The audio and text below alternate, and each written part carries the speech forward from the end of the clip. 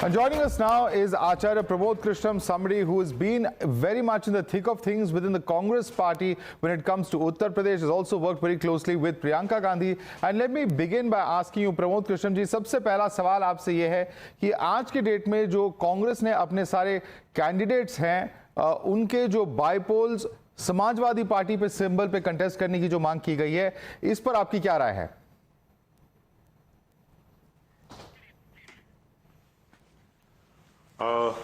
देखिए माधव जी, ये अकल का दिवालियापन है और ये एक बहुत ही आत्मघाती फैसला है।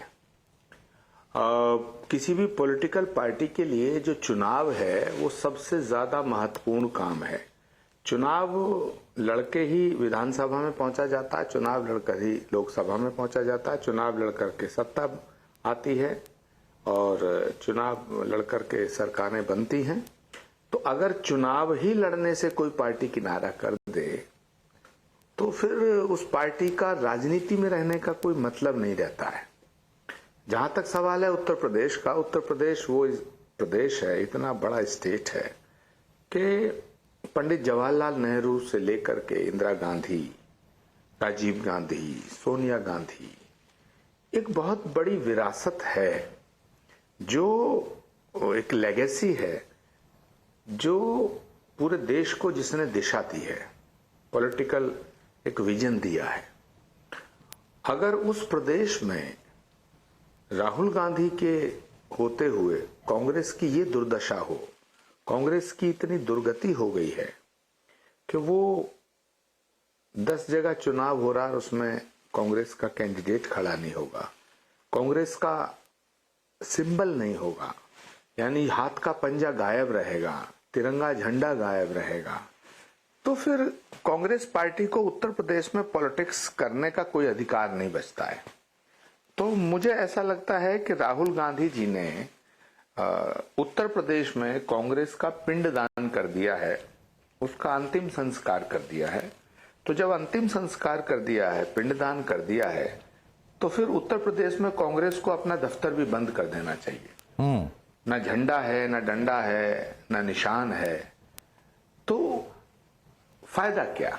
जी, क्योंकि आज जो है अखिलेश यादव ने एक शो ऑफ यूनिटी एक पोस्टर, एक पिक्चर पोस्ट किया था जिसमें राहुल गांधी के साथ वो हाथ उठा के खड़े हैं, और साथ ही साथ जो कांग्रेस की प्रेस कॉन्फ्रेंस हुई है उसमें अविनाश पांडे कह रहे हैं कि उन्होंने ये तय किया है कि स्टेट लीडर्स के साथ डिस्कशन के बाद कि ये वक्त नहीं है कंटेस्ट करने का बाईपोल्स में।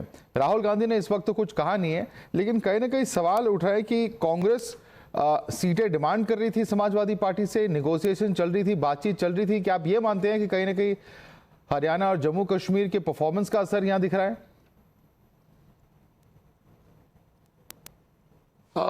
देखिए, ऐसा है, दो बातें हैं। पहली बात तो ये हरियाणा का जो रिजल्ट आया है उसके बाद से जो ये नरेंद्र मोदी का विरोध कर रहे थे, नरेंद्र मोदी का जादू खत्म हो गया, मोदी का जादू खत्म हो गया, मोदी अब जाने वाले हैं, मोदी हटने वाले हैं, मोदी से जनता नाराज है, तो ये जो ढोल पीट रहे थे वो ढोल फट गया।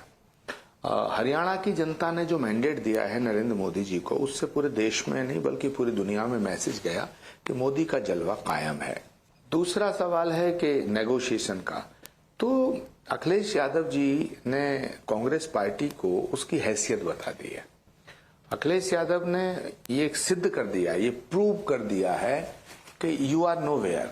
उत्तर प्रदेश में कांग्रेस कहीं नहीं है, उत्तर प्रदेश में कांग्रेस की कोई लीडरशिप नहीं है, उत्तर प्रदेश में कांग्रेस को कोई सीरियस नहीं लेता है, उत्तर प्रदेश में कांग्रेस की इतनी बुरी हालत है कि वो ये भी नहीं कह सकती, उसके नेता कोई बोलने को तैयार नहीं है कि भाई हम अकेले चुनाव लड़ेंगे।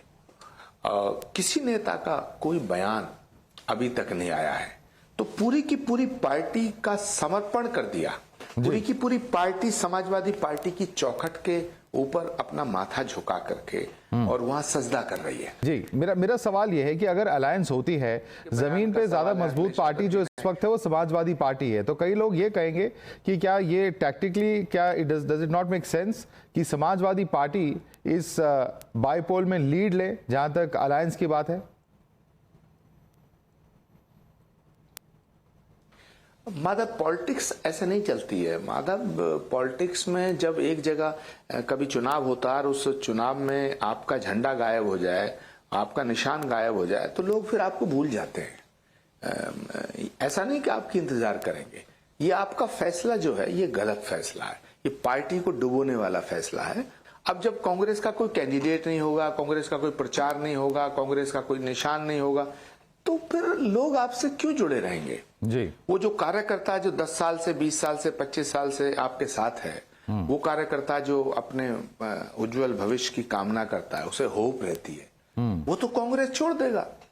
क्यों रहेगा कांग्रेस में? जब उसे चुनाव लड़ने का मौका ही नहीं मिलेगा तो कांग्रेस में क्यों रहेगा? वो समाजवादी में जाएगा, वो भारतीय जनता पार्टी में जाएगा। अगर उत्तर प्रदेश के अंदर दो main party Bhajpa versus Sapa fight होनी है तो फिर कांग्रेस में रहेगा क्यों? तो मुझे लगता है ये जो फैसला है ये कांग्रेस के ताबूत में आखिरी कील साबित होगा। जी, क्या आप मानते हैं कि इसमें एक लार्जर नेशनल मैसेज भी है? आप ये कह रहे हैं कि अखिलेश यादव ने कहीं ना कहीं कांग्रेस को अपनी जगह दिखा दी है, लेकिन हम रीजनल पार्टीज और अलायंस पार्टनर्स की बात करें तो कांग्रेस के आने वाले चुनाव में भी महाराष्ट्र, झारखंड में भी बहुत अहम एलाइज हैं। क्या एक बड़ा मैसेज यहां से जा रहा है कांग्रेस पार्टी और उनके एलाइज के लिए? देखिए, जो रीजनल एलाइज हैं वो कांग्रेस पार्टी के जो लीडरशिप है वो उसे वैसे ही खत्म करना चाहते हैं। उनको लगता है, समाजवादी पार्टी को लगता है कि अगर बीजेपी से उत्तर प्रदेश में वो डायरेक्ट फाइट करेंगे तो वो जिंदा रहेंगे। किसी दिन देश में भी ऐसी नौबत आएगी कि ममता बनर्जी, शरद पवार, अखिलेश यादव जी, ये सब मिलकर के अरविंद केजरीवाल जी जो ये चाहते थे वो 2024 के चुनाव में, ये लोग सब ये चाहते थे कि कांग्रेस छोटे भाई की भूमिका में आ जाए और ये सारा जो गठबंधन है लीडरशिप इसे मिले।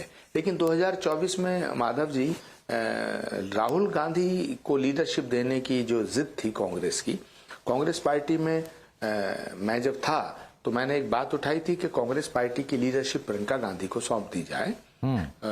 तो इस बात का राहुल गांधी कैंप ने विरोध किया और वो विरोध इतना बढ़ा, फिर राम मंदिर का इश्यू आया, फिर राम मंदिर जाने का जो फैसला था, राम मंदिर के निमंत्रण को ठुकराने का जो फैसला था, वो भी राहुल गांधी कैंप का था।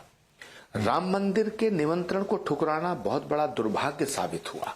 तो ये जो घटनाएं हैं इससे राहुल गांधी की इमेज बहुत खराब हो गई है। तो सारे जितने विपक्षी दल हैं जो हमारे एलाइज थे ये चाहते थे कि राहुल गांधी वर्सेस नरेंद्र मोदी चुनाव ना हो।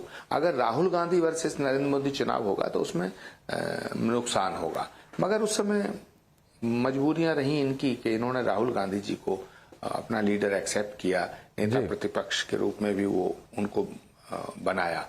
मगर ये सब जानते हैं कि कांग्रेस की स्थिति ना तो बंगाल में कुछ है और ना उत्तर प्रदेश में कुछ है। धीरे धीरे कांग्रेस सभी राज्यों से समाप्त होती जा रही है। जैसे अभी जम्मू कश्मीर में उमर अब्दुल्ला से ये मंत्री का पद मांग रहे थे, उसने इन्हें संतरी भी नहीं बनाया।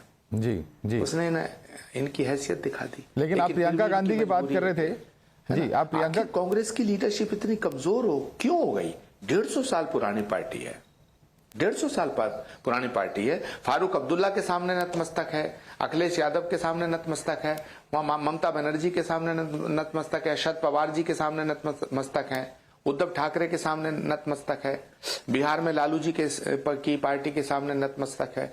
तो पार्टी बची कहां है?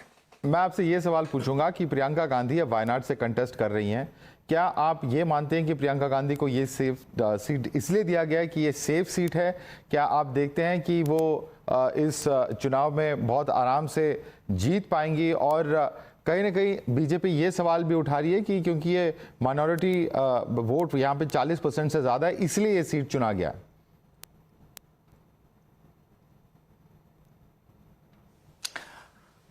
नहीं माधव जी, ऐसा नहीं है। प्रियंका गांधी के साथ बहुत बड़ी नाइंसाफी हुई है। प्रियंका गांधी के साथ पार्टी के भीतर एक बहुत बड़ी कॉन्स्पिरेसी हुई।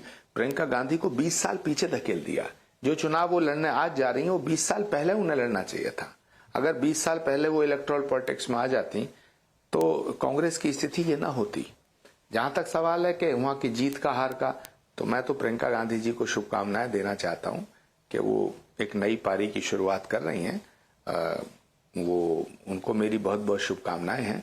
मगर कांग्रेस पार्टी के जो हालात हैं वो हालात ऐसे हैं जिसका पैकअप होना सुनिश्चित है, और अब राहुल गांधी जी के नेतृत्व में कांग्रेस पार्टी आगे नहीं बढ़ पा रही है और ना आगे बढ़ पाई है। जी, अगर प्रियंका गांधी चुनाव जीतकर आ जाती हैं तो कहीं ना कहीं can she become a contender, because mister Kharge की जो टेन्योर है वो भी एक लिमिटेड टेन्योर है एज पार्टी प्रेसिडेंट। क्या आप मानते हैं कि Priyanka Gandhi can play an important role if she gets that responsibility? No, मैं ऐसा नहीं मानता। आई डोंट थिंक कि प्रियंका गांधी जी को कोई महत्वपूर्ण रोल दिया जाएगा। प्रियंका गांधी को उत्तर भारत के लोग बहुत चाहते थे, उन्हें वायनाड इसलिए दिया गया जिससे वो पूरे भारत से कट जाएं। उन्हें कोई महत्वपूर्ण भूमिका नहीं दी जाएगी, और जब तक राहुल गांधी पॉलिटिकली कांग्रेस को चला रहे हैं, जब तक राहुल गांधी का वर्चस्व है, तब तक प्रियंका गांधी को कांग्रेस का फेस नहीं बनाया जाएगा। जी, और एक वीडियो अलग थलग रखा जाएगा। जी, एक वीडियो सर्कुलेट हुई है नॉमिनेशन के वक्त की, जहां पे कांग्रेस प्रेसिडेंट मल्लिकार्जुन खड़गे को जो कलेक्टर ऑफिस है उससे बाहर रखा गया था फाइलिंग ऑफ नॉमिनेशन के दौरान। बीजेपी कह रही है कि ये इंसल्ट किया गया है एक दलित लीडर के साथ। कांग्रेस कह रही है कि बस एक प्रोटोकॉल था, क्योंकि 5 लोग से ज्यादा उस कमरे के अंदर नहीं आते और अलग अलग सेट ऑफ पेपर्स फाइल किए जाते हैं। सबसे पहले रॉबर्ट वड्रा और उनके जो बेटे वो अंदर थे, जब वो बाहर गए तब खारगे, केसी वेणुगोपाल वगैरह अंदर गए। आप इसे कैसे देखते हैं? देखिए, पहली बात तो मल्लिकार्जुन खड़गे जी को अध्यक्ष इसीलिए बनाया गया था कि उन्हें जहां कहोगे वहां बैठ जाएंगे, जब कहोगे खड़े हो जाएंगे। तो इसमें कोई रॉकेट साइंस नहीं है कि मल्लिकार्जुन खड़गे जी की जो स्थिति है वो क्या है, वो वहां क्यों गए। वो इसलिए गए कि उन्हें गेट के बाहर बैठाना है, तो वो क्यों बैठे। अगर उनकी जगह मैं कांग्रेस का अध्यक्ष होता, मैं तो इस्तीफा दे देता। जी, साथ ही साथ कल राहुल गांधी ने एक बात कही है कि वायनाड में 2 एमपीज होंगे, एक ऑफिशियल एमपी होगा, एक अनऑफिशियल एमपी होगा। अब इसे आप कैसे देखते हैं? क्या वो वायनाड के लोगों के साथ एक इमोशनल कॉर्ड स्ट्राइक करने की कोशिश करें, क्योंकि वायनाड में जीतने के बाद वायनाड छोड़कर रायबरेली चले गए हैं, और क्या कहीं ना कहीं वो प्रियंका की अथॉरिटी को सुपरसीड करने की कोशिश कर रहे हैं? कैसे देखते हैं आप इस स्टेटमेंट को? देखिए, बेसिकली क्या है कि कांग्रेस पार्टी में सबसे ज्यादा लोकप्रिय नेता अगर कोई है तो वो प्रियंका गांधी है। मैं आज कांग्रेस के साथ नहीं हूं, तब भी इस सच को स्वीकार करता हूं, और मेरी आदत है, मेरी नेचर है कि मैं सच से भागना नहीं चाहता हूं और सच बोलने का साहस भी रखता हूं। Priyanka Gandhi is a most popular leader in Congress party, और इस देश में उनकी एक पहचान है और पब्लिक से वो कनेक्ट करती हैं।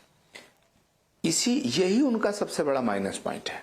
कांग्रेस पार्टी के अंदर जो पिछले 15 सालों से सारे फैसले कर रहे हैं, वो राहुल गांधी जी की कोठरी करती है। वो राहुल गांधी की जी कोठरी है, वो उनके नौकरों की कोठरी है, और वो जो नौकर हैं, राहुल गांधी जी के जो नौकर हैं, वो पूरी पार्टी के तमाम सीनियर लीडर को हुक्म देते हैं।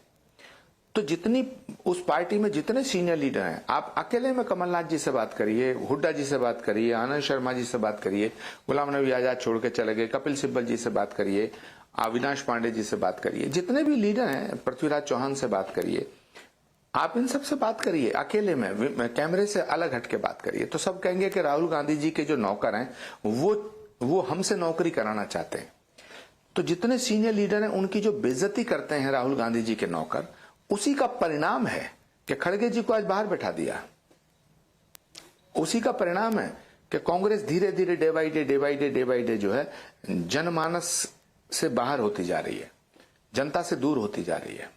विपक्षी पार्टियों का यह कहना है कि बीजेपी भी डिवाइसिव राजनीति प्रैक्टिस करती है। इस तरह के बयान जैसे बटेंगे तो कटेंगे, जो कई नेताओं ने कहा है। इस बार महाराष्ट्र इलेक्शंस में भी हमने देखा कि पोस्टर्स इस पूरे कोर्ट को लेकर आए थे। क्या ये भी एक डिवाइसिव कमेंट्री को के रूप में आप नहीं मानते हैं, इसको एक नहीं देखते हैं आप?